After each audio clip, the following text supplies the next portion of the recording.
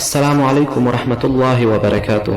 د حضرت ابو هريره رضی الله تعالی عنه روایت دی چې رسول الله صلی الله علیه وسلم وفرمایل وایي چا سره چې د سرو او د سپینو زرو زکات مال وي او زکات ورنکړي نو د قیامت په ورځ به د ده لپاره یو تختی جوړه شي او دا تختی به د جهنم په اور ګرمې کړی شي او د دې سړي تندي او شا به پرې داغلی شي او بیا به ګرمي او دا سلسله به همداسې جریان لري چې هغه 50,000 کاله ورځ د حساب کتاب ختمه شي او یا جنت یا دوزخ طرف ته خپله لار ومومي. رواه مسلم. همدارنګه د حضرت ابو ذر رضی الله تعالی عنه روایت ده چې رسول الله صلی الله علیه وسلم فرمایل وایي چا سره چې د اوښان یا غویان یا چیلی وي او د دې زکات ورنکړي نو د قیامت په ورځ به دا په غټ شکل وي داسې به چې څاربه وي راځي به دې کس باندې خیږي او همدا کس پر هم ګرځي او میده کوي به او دا سلسله به همداسې جریان لري چې حساب و کتاب وشي او فیصله وشي. دارنګه پیغمبر صلی الله علیه وسلم فرمایي وایي څوک چې د خپل مال زکات ورنکړي وایي د هغه مال به د قیامت په ورځ د اور د اژدها په شکل راځي او بیا به د هغه تنده ډډې او ملا اخول کېږي او همداسې به جریان لري. همدارنګه د بخاري یو حدیث د حضرت ابو هريره رضی الله عنه روایت ده چې رسول الله صلی الله علیه وسلم وفرمایل و چاته چې الله مال ورکړوي او هغه د خپل مال زکات ادا نه کړي وایي د قیامت په ورځ به د ده مال نه یو ګنجي مار جوړ شي او چې د هغه په سترګو کې به 2 تورې شغلې وي او د مار نه به غاړکۍ جوړه شي او د دغه کس په غاړه کې به وي او دا مار به په دواړو اوښو کې ونیسي او ورته به وایي چې زه ستا هغه مال یم او ستا هغه خزانه یم. هغه نه پس رسول الله صلی الله علیه وسلم دغه آیات ولوستلو ولا يحسبن الذين يبخلون وای کوم خلک چې بخل کوي هغوی دا ګمان نه کوي. نو ای مسلمانانو مونږ کې خو زیاتره داسې دي یعنې هغه څوک چې کم زیات مال لري زیات مالدار وي هغوی کو بیخي د زکات ته کوم اهمیت نه ورکوي او بیا څومره تکلیفونه یې دي هم په قبر کې هم په هغې دنیا کې او د دې په واسطه خو ستا مال نه کمیږي. او څوک به چې پیغمبر صلی الله علیه وسلم ته راغله د زکات لپاره رسول الله صلی الله علیه وسلم به ویل چې په هغه کس د رحمت نازل کړی شي. یعنې هغه حضرت عبدالله بن ابي اوفي رضی الله تعالی عنه وایي چې هر کله چې رسول الله صلی الله علیه وسلم ته به کوم قوم د زکات ورکولو لپاره راغی رسول الله صلی الله علیه وسلم به ورته وفرمیل ای الله رب العزت فلاني قوم باندې رحمت نازل کړه و یو ورځ زما پلار د زکات ورکولو لپاره ورغی وایي نو رسول الله صلی الله علیه وسلم ورته وفرمیل یا الله جل جلاله په اولاد د ابو اوفي رحمت نازل کړه. رواه البخاري او مسلم.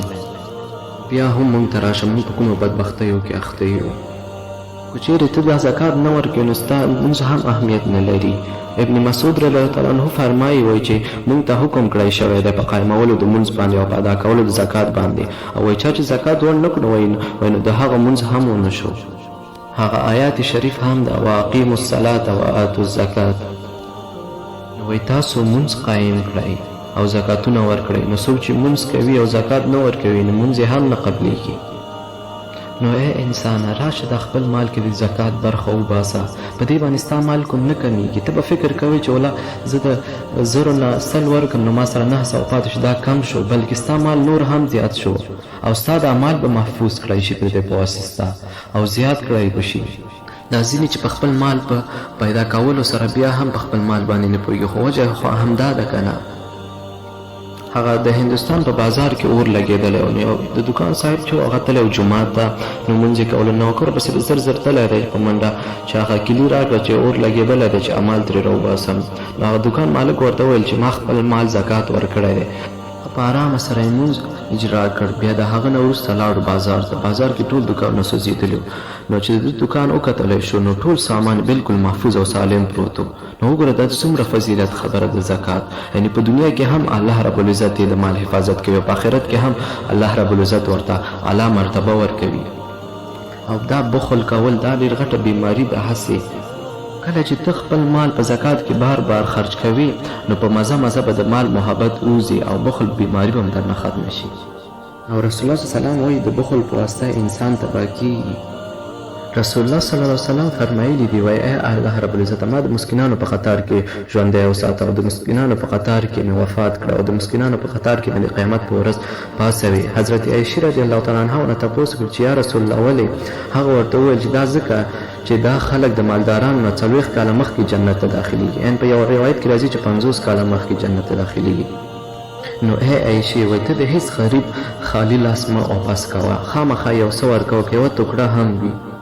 وای ای عایشه رضی الله تعالی عنها ویل مسکینانو سره محبت کوه د هغوی سره قربت ساته وای ځکه د دې کار په واسطه به الله رب العزت قیامت په ورځ تا ته نږدېوالی نصیب کړي قربت به درته نصیب کړي رواه الترمذي نو ای انسان آیا ته نه غواړې چې د قیامت په ورځ الله ته نږدې ترین واوسې رسول الله صلی الله علیه وسلم حدیث دی چې د معراج په شپه وایي زه په داسې قوم باندې تیر شوم چې د هغې مخکې وروسته پیوندونه لګېدلي وو وایي هغه د څارویو په شان باندې جهنم فرع زقوم او رخف کې څرېدل فرع یعنی ازغي لرونکي ګیا ته ویل کېږي او زقوم د جهنم ونه ده او رخف هغه کاڼي دي چې په جهنم کې ګرم شوي ما ورته وویل چې دا خلک څوک دي جبرائیل علیه السلام راته وفرمایل چې ای محمد دا هغه خلک دي چې خپل مال زکات یې نه ورکولو الله رب العزت ورباندې ظلم نه دی کړی بلکې هغوی خپله په ځان باندې کړی دی ای انسان راشه په خپل مال کې زکات ورکوه ستا په مال کې به برکت راځي لا به هم زیاتېږي داسې فکر مه کوه چې د دې په واسطه به ستا مال کم شي او که نه یې ورکوې نو د قبر عذابونه هم دي هغه دنیا کې هغسې عذابونو سره مخامخ کېږي هغه یو واقعه ده د ابن عباس په زمانه کې یو مالدار سړی وایي کله چې مړ شو وایي خلق یې قبر ایستلو لپاره چې خلک قبر ایستلو وایي یو لوی خمار پکې راووتو هغوی ابن عباس رضی الله تعالی عنه خبر کړی ابن عباس رضی الله تعالی عنه ورته وویل چې بل وکنئ همداسې خلکو یو بل قبر وایستلو وایي په هغې کې هم یو بل خمار راغی نو وایي تر دې حده پورې چې قبرونه یې وویستل او په هر قبر کې به خمار راوتو وایي ابن عباس رضی الله تعالی عنه ورته وویل د هغه کوروالو نه تپوس وکړ چې د ده څه عمل و نو هغوی ورته وویل چې د زکات نه ورکولو بیا دغه کس د همدې خمار سره دفن کړی شو نو آیا انسان آیا ته داسې قبلوي چې په دنیا کې هم د یو وړې حشرې نه ته دومره ډار لري او بیا په قبر کې تا سره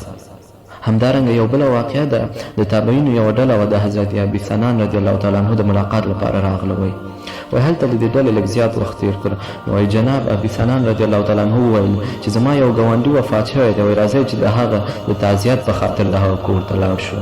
احمد بن یوسف الفریابي وایي چې موږ له هغه سره لاړو وایي هلته چې کور ته ورسېدو وایي د هغه ورور ډېر زیات ژاړي او فریادونه کوي وایي موږ ورته ډېره زیاته تسلي ورکړه وایي مګر هغه چوپ نه شو وایي موږ ورته وویل چې آیا تا ته دا نه ده معلوم چې هر انسان به یوه ورځ مړ کېږي هغه وویل چې زه د خپل د ورور په مرګ دومره خفه نه یم څومره چې د هغه په عذاب باندې خفه یم نو موږ ورته وویل چې آیا الله تعالی تا ته ستا د ورور د عذاب ښودلی دی هغه وویل وایي چې کله خلک زما د ورور د ښخولو نه وروسته راغلل وایي زه هملته ناست وم د قبر سره وایي ما د هغه د قبر نه اواز واورېدل چې افسوس زه هغوی یوازې پرېښودم او زه په عذاب کې مبتلا یم زما منځونه او روژې چیرې لاړې وایي ما صبر ونه شو کړی او د هغه قبر مې لوس کړ وایي چې زه وګورم چې زما ورور په څه حالات کې دی وایي کله چې ما ورته وکتل د هغه په قبر کې اور بل دی او په غاړه کې د اور یو توق پروت دی وایي زه په محبت د لیوانیانو په شان وایي مخکې شوم د هغه غاړې نه د اور دا توق لرې کولو لپاره وایي ما خپل لاس وګوت وایي د لاس د رسېدو سره سم وایي زما لاسونه ګوتې وسوځېدلې وایي موږ چې ورته وکتل نو وایي رښتیا د هغه د لاس کې د هغه ګوتې ټولې سوځېدلې وې ختمې کړې وې ورته وایي بیا هغه وویل چې ما بېرته وایي قبر بند کړه او واپس شوم ترې نو وایي که زه ونه ژاړم نو څوک دې وژاړي وایي موږ ورته وویل آیا ستا د ورور کوم داسې عمل کړی چې د هغه په وجه الله رب العزت ورته دا سزا ورکړې ده وایي هغه وویل چې هغه د خپل مال زکات نه ورکولو موږ ورته وویل چې دا صحیح خبره ده څوک چې زکات نه ورکوي هغه به داسې عذاب سره مخامخ کېږي وایي انسان آیا ته اوس هم د خپل مال زکات نه ورکوي دا خو دنیا 2 ورځې ژوند ده په هغې دنیا کې بیا په څومره افسوس کوي او د داسې حالاتو سره مخامخ کېږي چې تا به دا مال جمع کړی وي ښه زه تا پکې زکات ورنه کړم بیا چې ته وفات شوې بیا په هغه مال باندې څه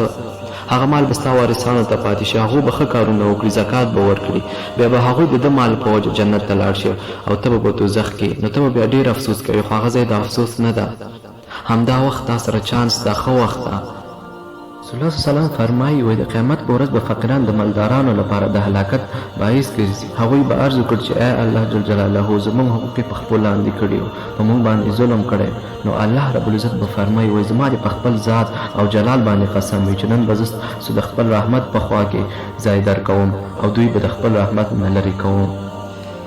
نو ګوره انسانه دغه چانس ته در سره دغه چانس له لاسه مه ورکوه دغه دنیا 2 ورځې ژوند ده کوشش وکړه د دې په واسطه خو ستا مال زیاتېږي کمیږي نه لا پکې برکت راځي نور هم زیاتېږي